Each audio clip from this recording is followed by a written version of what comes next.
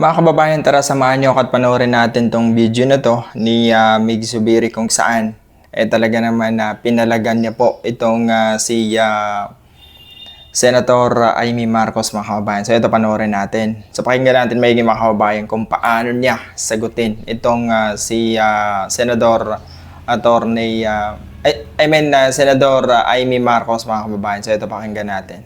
At ito siya.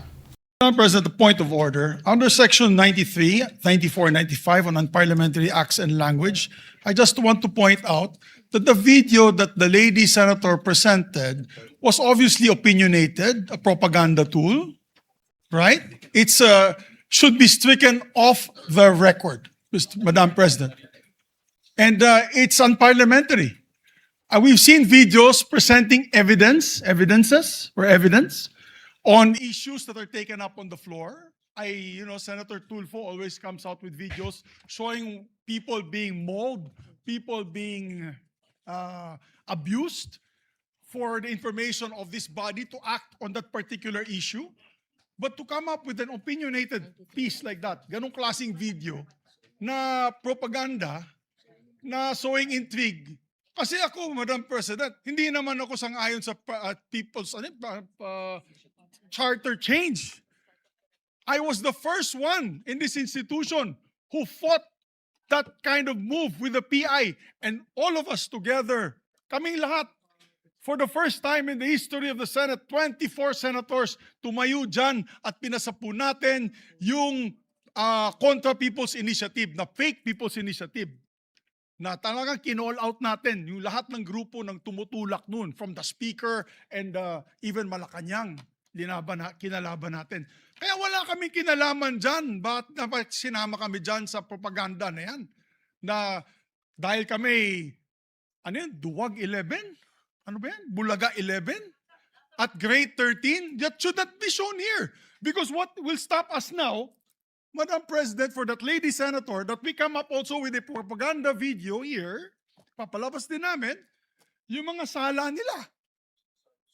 Oo, kung ano-ano, hindi naman kami ganyan. No? To gain traction, to gain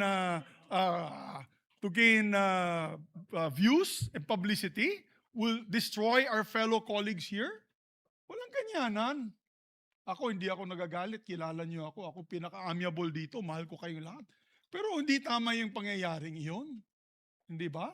Kung galit po kayo, magsalita po siya dyan, magalit siya sa gobyerno niya, magalit siya sa kapatid niya, burahin niya kapatid niya. Pero wag naman niya idamay yung mga tao na walang kinalaman dyan. Katulad niya, never ako kinausap ni Senate President Soto. Never ako kinausap ng mga kasamahan ko dito about charter change. Kasi alam din nila, tutol ako. Tinanong ko din sila, wala silang kausap, wala silang kinalaman, wala silang alam sa charter change. This whole group is just nodding, shaking their heads. There is no such thing. Inday-badiday na ba tayo dito sa Senado? Kaya nga sinasabi, we're a circus.